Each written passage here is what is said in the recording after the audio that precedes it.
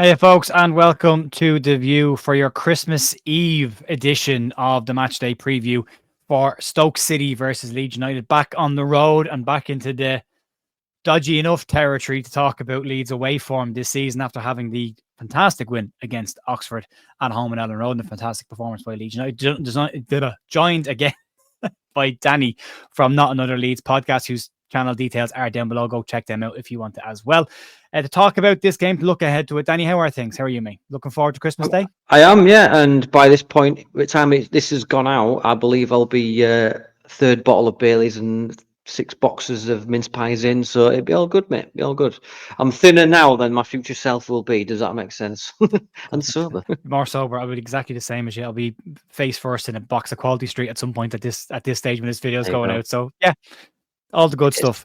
Danny, we're here to talk about an away game. Leeds United's away performances this season haven't been fantastic, but we'll talk about a little bit more today. We are going to look at the half season all up and you get your thoughts on that. And we will have a little look ahead to January as well. Leeds are tipped to have a quiet January, but then there's an awful lot of things being said around potential moves that they could make. And Daniel Farke has not exactly been shy about saying things like, marquee signings and there's money there to be spent. So it'll be an interesting one. But Danny, we'll start off with the half season. Up until this point, how have you seen Leeds season so far? I think I'm going to get pelters for this. I think we've been better. I think I've said it from, I don't know, like a couple of games in that I feel like we're more well-rounded. I feel like I'm a firm believer in fate, and I believe that Ampadu and Gruev being injured has led us to the combination of Tanaka and Rothwell, and I think they're playing really well. I do believe that we're playing well, and if we continue this trend, I think we'll be up there. Maybe not as champions, but I think we do go up. I mean, what's your thoughts, mate? Yeah, the same. There's been moments this year where I've not been overly happy with everything that we've done, more so from a perspective of we need to get out of this division. So we just need to be the best at everything. This has come out from LUFC data. You sent this across to me earlier on. And I mean, if you look at it across the championship this season, Leeds are pretty much the best of everything, but the league table still has us in second and still not a massive gap between us and even fourth place. I think it's Sunderland in fourth now, are 2 points behind us, Burnley in third, a point behind us. So we still need to pull away. And for me, the away record is the issue there. And if we can sort that out, I think Leeds romp on and push ahead and can potentially get that big winning run that we got this time last year as well coming into Christmas. But it's key moments this year will be the Christmas form. It wasn't great last year before we went on that run. So if we can fix that this year, I think we're in a much stronger position coming out of the Christmas period. And then if we can fix that last month and a half after March, where it kind of all fell off the rails a little bit, I think we're not as dependent on that big run in the middle of the season. But I think up until this point, it's been fine. Everyone's saying this time last year we were 15 points behind the top two or behind Leicester. But we're on the exact same amount of points as we were at this time last year. But Danny, you've a very good point made on that if we do that, we'll be on promotion points by the end of the season. Exactly, yeah. And I believe that if we continue this trend, obviously you have to take that with a pinch of salt because there will be mistakes throughout the season. We're not this super duper quality team. We will lose games, we will draw games, but if we do continue the trend from last season, but I believe that we're better this season, we'll be up there, 90 points trophy, as they all say, all stuff like that. You know what I mean? Yeah. But if you look at the momentum graphs from 99% of our games, we're on top, and more than likely the team has been playing the defensive thing. You've got the mistake that Tanaka made, or the penalty, which we lost 1-0. You got Solomon's slip, 1-0 against home, and the rubbish free kick against and the lack of defending from the Millwall. Mistakes, winnable mistakes. Teachable moments. And you've got the, like I was saying off air just there, like how does a manager prepare for, like the what Meslier did at Sunderland? The mishap that happened. You can't prepare for that. It's just what happens in football. But all in all, to answer your question, mate, I think we'll be up there. I think we'll be all right. I mean. Yeah, I do agree. I've said to you before, I think I've said it as well. I still think Leeds go up. I'm just not as convinced as I was at the start of the season that we go up as champions. I think Sheffield United are doing quite well. They've got takeover that's going through at the moment. So likely they spend money in January as well. Burnley likely spend a few quid, as are Sunderland, are never going to have a better chance of getting automatic promotion than they will looking at where they are in the league now coming into the season. I mean, if we look at the league table so far, Danny, and we look at the away table more specifically in a minute, but just looking at the total league table, if you look at from the top down, 48 points down to 43, there's not a massive gap there, but between us and Sunderland, there's only 2 points of a gap. So if you're Sunderland and you're still in that gap coming into January, that's your chance to go for it. If ever there's an opportunity, it's right there. So Leeds will have to stay awake during that period because these sides are likely to get stronger during that transfer window. Yeah, no, I 100%, and we have to do what Ipswich did last season: get players in. They've got Kiefer Moore in, which who helped massively for them, and they were like Sunderland are very Ipswich-esque, where they're finding winners and draws, equalisers, in games, and that's what essentially you need to do. You need to, even if you are in a losing position in the 90th minute, you need to get that equaliser just to get a point on the board, and we live to fight another day, and that's what we did against Preston, thankfully. We actually got a point on the board away from home, which is more or better than what we did last season, where Melier got sent off and we came back with no points with his tails between his legs. But I think we have to do that. We have to do business in January. I think it's non-negotiable for me, because if they do let it slide, I know we'll talk about it. Sorry, I do apologise. You're fine. If they don't do any business, it's criminal for me. I think you leave yourself open to criticism if you don't. I think last year I thought we did enough for Conor Roberts, but you couldn't anticipate what happened in March with the injuries that we got from the international break. I think this year you've got to prepare for that, because that international break has caught us in the relegation season. It's caught us last season as well. We've got to be prepared for that. We know it's coming, so be ready for it and have the bodies there that you need. I think the squad's better this year than it was last year in terms of depth. I do expect us to do something. We'll get to that in a bit more detail.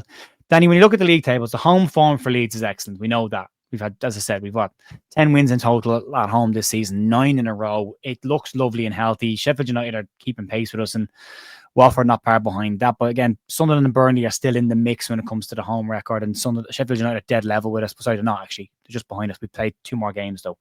So pretty much on par with us. It's this one is where the concern for me is, and that's the away record. We're 8th in the away record, but if you look at the top 3 sides away from home, Sheffield United, Burnley, and Sunderland.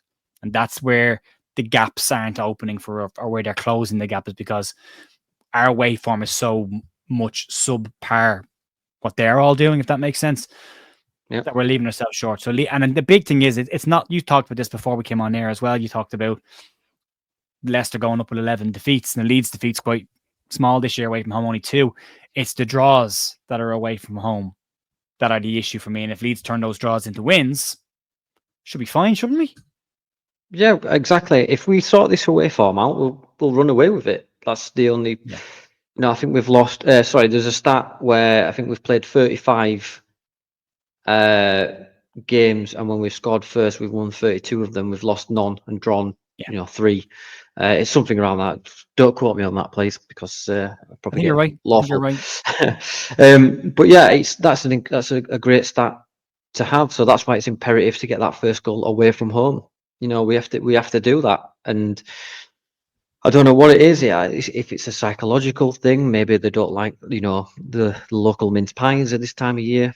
Or Greg's, you can't go wrong, lads, if you are, because I know they watch this channel. Greg's, get yourself a breakfast meal deal and you'll be sound.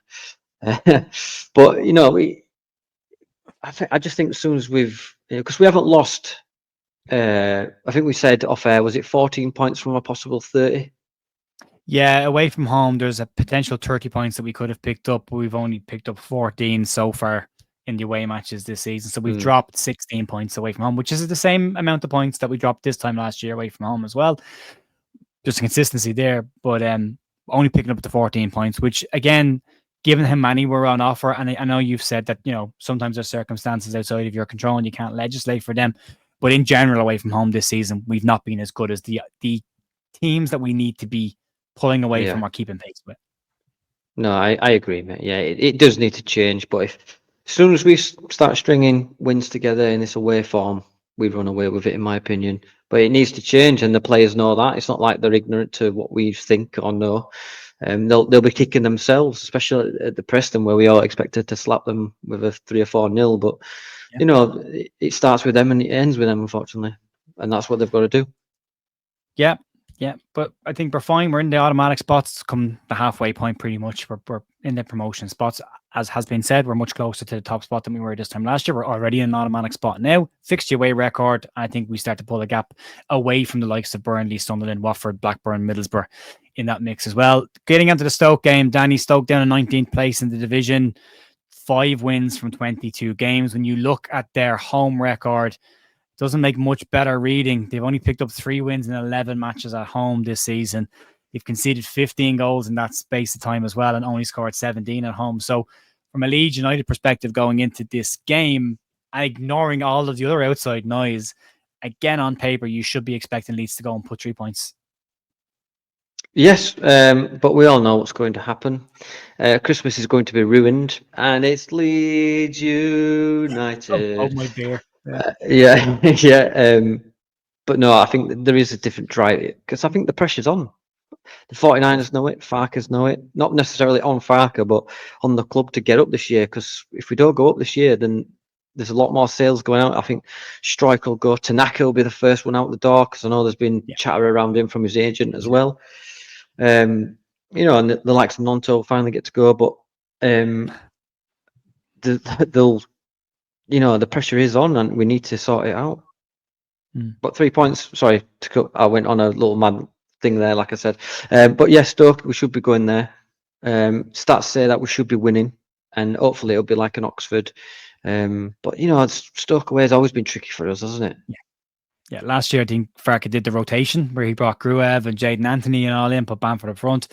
I think Paddy missed a spot kick against Stoke last season,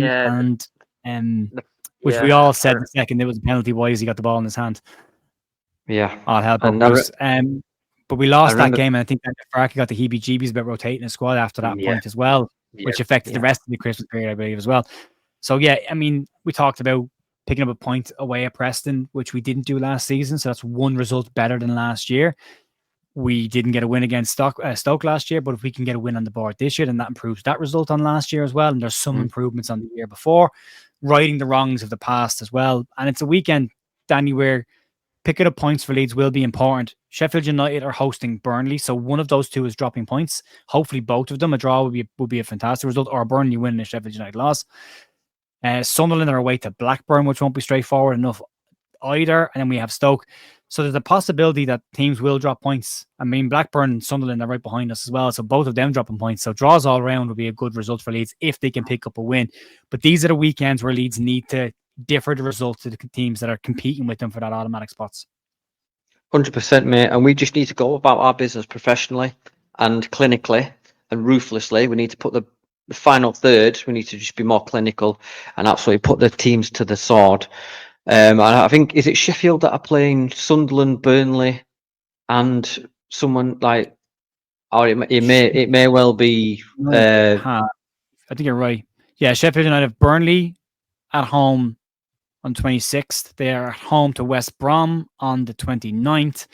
They are then away to Sunderland on the 1st and away to Watford on the 4th. So that's 4 games of the team in the top 6, 7. Well, there you go. So they could lose 4 of them or all 6. I wish.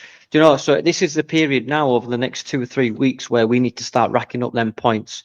Business as usual, ruthless, teams to the sword, not in Leeds United fashion where we just absolutely just do average stuff and just be very Leedsy. And I like to enjoy Christmas this year. For the first time in a few years, I'd like to be happy on Boxing Day. Yeah, it'd be nice. Usually I'm driving home Boxing Day cursing a Leeds result. So yeah, it would be nice to have a good Christmas. And I think if you look again, Leeds' points total last season was very dependent on that very big run of winning games just after Christmas last year. It's very difficult to do that again 2 years in a row. But if you better the Christmas record and you better the final month, you don't need it. And then Leeds can still push forward and again, hopefully open up a gap to the teams that are around them with the games that they have over Christmas. So give us a good launch pad for the second half of the season. Then we move into January, Danny, and that's going to be a very interesting period. There's a lot of conversations around players being linked away from Leeds United. Joe Gelhardt hasn't been in a Leeds squad since the Bristol City game. He looks like he's going to go to Scotland, possibly with Rangers. QPR are interested in him as well.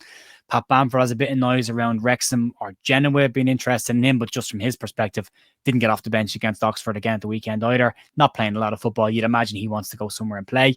Opportunity might come up in January for a loan or maybe a permanent move even for him. And there's been some rumor about Ilan Meslier, but don't shoot the messenger. The sources aren't all great on it, but there is a lot of chatter about Ilan Meslier. Arsenal having a look, and apparently, according to the Sun, so again, pinch of salt, not coming from me, but they claim that Manchester United are interested in Meslier. That's your newspaper, isn't it? The Sun. Yeah, you work for them, don't you? And you put that story out. I'm just making that clear. All the stories and I put them out. Yeah, and I deliberately wind people up. Yeah. People who have the opportunity, they need to not click on a video and not watch it. But exactly. Yeah. People are going to people. Yeah, I mean, there's a lot of noise on exits anyway, but there's also some possible incomings as well. Farke has not been shy when he's been asked about January, where last year he was very much of the we'll see. This year he's talked about having money to spend and we don't need exits to go out. He's talked about potential marquee signings, or at least not shut them down when he's been asked about a marquee signing. He hasn't ruled it out. There's a lot of talk. The Daily Mail seemed to be the mouthpiece for the 49ers over the last 18 months since they took over. They've pretty much been on the money with everything that they've said about the club. They've said Leeds are going to go after an attacker. Louis Barry's been linked, as well as Dor Turgeman has been linked as well. So there's possibilities of 2 strikers there. So it's going to be an interesting January, Danny. But as I said to you at the start of this, Sunderland expected to do business. Sheffield United takeover is due to go through, and they're expected to do business. And Burnley are expected to do business. Leeds, despite the depth of the squad, you would imagine, need to just shore up a couple of areas. Where do you think needs to focus? Well, I don't think they'll do it, but a goalkeeper is essential if and when we go up. I think that should be on the list. But for January this season, I think a number 10, it has to be at the top of the Christmas list. Do you know what I mean? It has to, because we need that.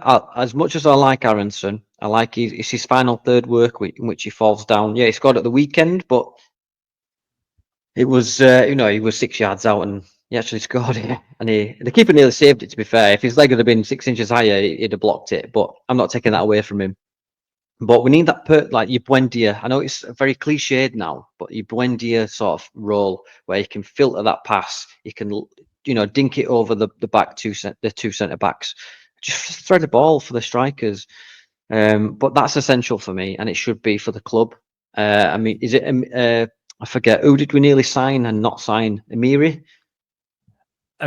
yes. Amiri, yeah. I mean, I think he's still not playing. Maybe that's something we revisit, because I know that Farke wanted him. But a 10, I'd like a striker, but I think that only happens if Bamford goes out, and I think Bamford would go. I think he'd rather play football. I think he'll come to some sort of an agreement. I think we'll pay 50% of his wages and Wrexham pay the other half, or even 60-40. Maybe that's how it manages. Because Bamford wants football. You see his face when it pans on him on the bench. Because if you're 31, you're in your twilight of your career now. You've possibly got one more contract left, and then you're scrapping for other stuff, in the lower league. So maybe he goes there, gets himself a contract on the back of this, because he's in. I believe he's 3 years into a 5-year contract or something like that on stupid money. And his third choice year next year. Yeah, so he's, let's face it, he's behind Joseph and Perot. No matter whoever starts, he's behind them. If he's bringing him on, maybe he's trying to bring him on for some physicality. That's about it.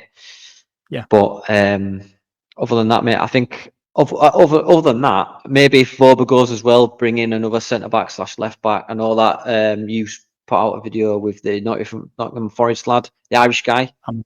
I can't say his name. It's been a while. He's an Irish player, so I see him a lot more. He's a good. You know what? He can play centre back or full back. He's a decent, especially in championship level. He'd be a decent centre back to have. Daniel Farke knows him very well. He gave him his debut at Norwich as well. Yep. He's a good player. He's been very good for Ireland in what is a pretty poor Irish side. He's been probably one of the bright sparks of the Irish team. So he's not getting a lot of game time at Nottingham Forest. It doesn't seem to have worked out particularly well for him there. Get him on loan. Let Max Vober head off to Red Bull Salzburg. Take the money for him. move away from that because Yeah. Bober's season's been so stop-start.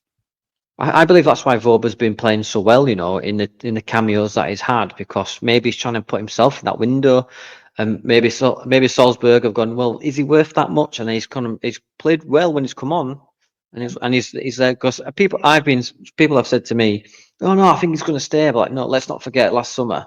He says, yeah, I'm here for the team, and then a week later he was gone. Do you know what I mean? He didn't look back as he left that door. So I've still got that against Voba.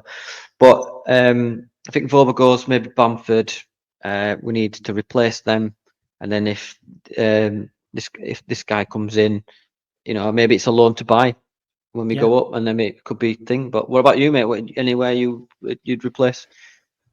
I think I'd like a 10, but I don't think it's the world's most important thing. I know I get the Aronson criticism at moments, but I still think he is chipping in. He's 7 goals this season, is a better final total than Georgina Rutter had for the entirety of last season. So he scored more goals than Rutter did as a 10. But he doesn't have the assists that Rutter have. I think Leeds need a second number 10 with a slightly different profile, a more creative number 10. You can use Aronson in those games where you need someone to come in with a goal in that area, but I think we need somebody who's more creative in those areas to help, especially in the games where we struggle to break teams down. And I think a different profile of number 9. I like Turgeman, what I've seen of him. Young, big striker, mobile, presses well, physical, aggressive striker, which I don't think we have a physically aggressive striker. Joseph presses really well, is busy and is athletic. Joel Peru is tidy in around the box when he gets the ball to his feet and he can have a shot. But I think we're lacking something else when we can't break teams down. I think Leeds need to look at those areas. And I'd like another centre back as well, because I think the injuries have shown we're light there. You know, with Stoke picking up a knock last week, the conversation was, well, does Gilavogi or Ampadu go in there, or does Byron go in there? They're not all centre backs, and you'd like a natural centre back covering. If Farke is not willing to give James DeBio a starting debut against an Oxford, then you need another centre back on the bench, because he's not an option. He's there filling a locally grown player box tick. He's not really in the plans to play, and we saw Farke did it last season with a couple of players, Creswell being an example. So players that can actually come in and be competition for certain areas and different profiles, I think are what we need. On the goalkeeping situation, I agree to a degree, but I think he doesn't change it before the end of the season. I think he's his vice captain. The noise around Meslier is just noise around Meslier. Maybe that's, again, end of season stuff. I can't see Arsenal got rid of Ramsdale, who was a better goalkeeper than Meslier. I can't see them bringing Meslier in, and he won't play second choice. And I can't see Manchester United bringing Meslier in or him going there and sitting on the bench there either.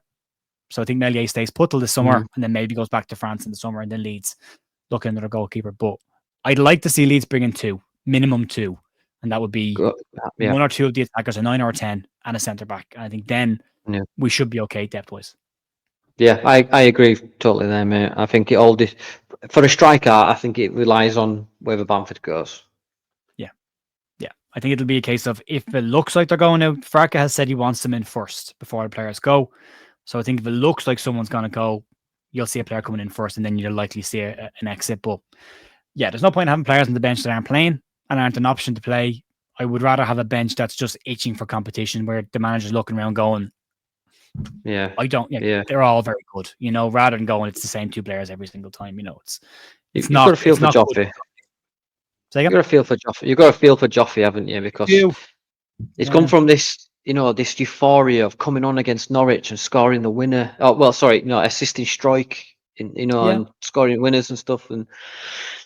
But then he's just gone to this abyss of where he's just sat on the bench and he's not coming on. And then I thought in pre-season he was sort of making a statement. He was playing really well. He was being positive, but obviously Farke sees him more than we do. But it's just in this stasis sort of situation, isn't it?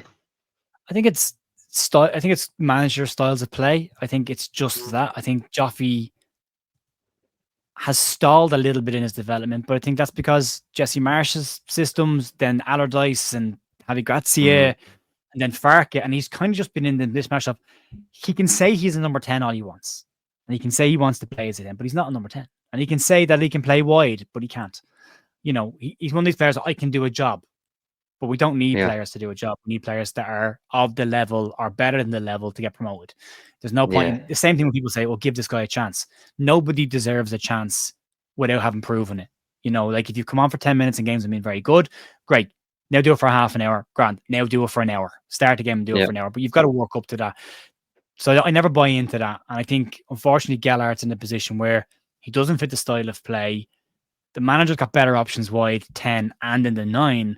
So he's just fallen down the pecking order completely. But I think if he was to yeah, move to a club that does play a style that he suits, if he could find a club with 2 strikers where he's the second option, of a 2 up front, I think he'd be fantastic. But I do feel for Joffrey. I think his career has stalled. You look at Max Dean heading off to Ghent, and look at the season he's having there. Double figures now. He scored in Europe. He's scoring regularly for Ghent, one of their best players at the moment. He took a year in MK Dons and then went off to play for Ghent, and he'd probably get a move back to the UK pretty soon as well. So I'd like to see Joffrey just back himself and go and play some football for him, because yeah. I want to see him have a career. I would have loved to see him do it at Leeds, but I just think under the current manager, the way things are, he doesn't fit the bill, and I don't think he'll play. It seems to be a common theme. Max Dean. I liked Max Dean. I was surprised we let him go, but maybe you just saw, look, there's no route for me. I'll go and play my trade somewhere, which worked out for him. He's now playing in Europe. Lewis Bate, he's consistently Captain of Stoke. man of the is now the captain of Stockport. He's the man of the match, which week in, week out, and I think he'll go soon. Obviously, Louis Barry's being recalled by Villa, which will up the pressure on him. But I think yeah. I mean, we just need to keep hold of Mateo Joseph, because I think his ceiling is really, really good. Yeah, he's had a fine season for me, Joseph. I don't get the pressure that people are putting him on. The same people that were screaming for him to play last season, the same ones that are criticizing him now, and it's always the same. I think if you look at a young player coming in for what is essentially his breakout season, because he's starting games now, he's done fine. He's done okay. The numbers he's clocking up are young player numbers. He'll only get better over time. I would have liked to see him start against Oxford, because the kind of crosses we're putting in were made for him, low from post balls. And if we keep changing that, I think he'll have more joy as well. And he has been involved in goals, even not directly, but just being in the right area and being a nuisance has caused balls to ping off people and bounce to other people to score. So he is still involved, and I think he's got plenty of time. So yeah, but hang on to the ones that we know can make the push through. Joseph, or already started. Yeah, I think Joseph is in. Sorry, I'll quickly. I'll make this point right quick. Is in that sort of in that grey area where Somerville was a few years ago, and Greenwood, where they're too good for the 21s because he's smashing it, in the Spain squad. But he's playing at his same level. He's not playing against different levels of championship experience, and I think that's why he's struggling. But I think that goal just this season, just slightly, is too much of a step for Joseph, in my opinion. But the differences between Pirro and Joseph, they've nearly played I think Anton Pirro played 90 or 180 minutes more than, because the round he started the first 8 games, didn't he, Joseph? But that's not what I'm saying. Is what I'm trying to say is like he's played total minutes. Pirro's played 1175. And Joseph has played. We got 3 now. Mateo. Joseph has played 987. So Pirro's played 1011. So he played probably 2 more games. So that's only a difference. So these people that are saying give him a chance, let him play. He started the first 8 games, no? He started 10 games in total. Yeah, so it's just a matter of him finding his learning curve. That's all it is. You know what I mean? It's his first senior season in football. That's why I'm more of a Pirro starting over Joseph to bring him on later on. That's my opinion. A lot of people don't like that opinion, and it's very much the reverse. But my point is that his ceiling is. I think in a couple of years' time, Joseph will be. Oh yeah, great. I think it'd be really well. I mean, his XG for the season for Mateo Joseph is 3.6, and he scored 2. So close enough to what his XG should be. And if you look at Pirro, then Pirro's XG is. Did I get Pirro? Lost Pirro there. And he chips in. I mean, they're still probably bringing in Leeds' most goal involvements of the season outside the wingers. Pirro's played. His XG for Pirro is. I can find it. 5.3, and he scored 7. So he's outperforming his XG while Mateo is slightly underperforming, but very close to just being exactly what it should be. So Well, yeah, just they're experience, about isn't where they it? should. Yeah. Imagine that. Oh well. Hmm. But there you go. As we said before, they are chipping in. Pirro involved in 2 goals against Oxford, one with a direct assist, one in the build up to another game. Matteo Joseph been very involved with Inonto's goal last week. Doesn't happen when Matteo Joseph the front post runs, so they're involved. And as long as they're all involved, I said the same thing online about Brendan Aronson as well. I don't have to love the guy or be a fan of the guy to be able to say when he's actually contributing, you know. And as long as they're Yeah. contributing to what Leeds need this season, that's all I care about. You know, chip in, do a bit of work. It's not going to happen in every game. Not every player can be a goal or an assist or involved in every game. But when you are involved, try and have an impact on the game as much as you can. And if you look at the totality of the first half of the season, between the wide players, the 9s and the 10s, they've all chipped in with the bulk of Leeds goals this year, which they needed to do after the exit of the bigger players last season, Danny. Yeah. It's everyone needs to step up in their own sort of positions, don't they? And sort of get on with it. You don't have time. Like with Rutter going and Somerville, we thought we were doomed as you to be captured last season. But I mean, I think we're better rounded this season, don't you think? I think so. All right, Danny, gives a score prediction for the game. What are you looking at? What do you think? I think I'm going to say 2-1 Leeds. I think it's a difficult place to go, especially when it's cold and wet, as the saying goes. And I just feel like if we get that first goal, we'll come back with 3 points. Yeah. What about you? Yeah, I agree. Score first, we win. End of. Don't concede. Just don't concede. That's the important part. We've got 9 goals against in 10 games away from home. It's nearly a goal a game. Cut that off, especially early in the games. Get a lead. If we concede, then fine. But get the lead early. And I'm going to put a performance on. Go get at them. That's what I want to see. But yeah, that'll be it, Danny. I agree with you. I think 2-1 Leeds as well. I think it'll be a tight enough game. I'm sitting back on the fence with an old school Leeds result. I think the weather will be a contributing factor to a goal that they might score. But I think it is going to be pretty open. It's an open stadium. There'll be plenty of wind and elements that will kick in. Just get out of Dodge with 3 points. That's all I want to see. Anyway, right, folks. I will talk to you soon. Probably just after Boxing Day. We'll get something more formal on the books. But yeah, just after Christmas, I'll talk to you soon then. So, Danny, thanks as always for dropping in. Danny's details are down below. Please go and give them a check out as well and give them a follow. And I'll talk to you soon. See you. Thanks, Danny.